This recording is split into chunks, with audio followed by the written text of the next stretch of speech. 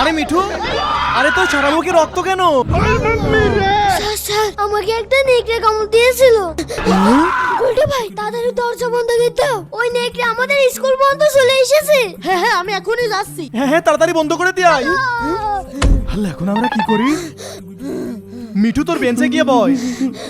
আমি বইতে পড়েছি নেকড়ে যাকে কামড় দেয় সেও নেকড়ে হয়ে যায়। হ্যাঁ আমিও তো তাই শুনেছি। এই পুরো চুপ করো, ভয়তে আমার মুতা বন্ধ হয়ে গেছে। কি করি? স্যার বাচ্চারা আমরা এক কাজ করি, আমরা টেবিলের নিচে পালিয়ে থাকি। ঠিকই বলেছেন।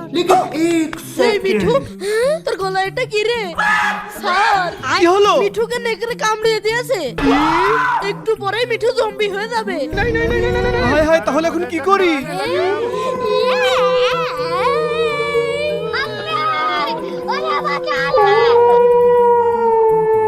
বন্ধুরা, এরপরে মিঠুর কি হলো দেখতে হলে কমেন্টে পার্ট 2 লেখো।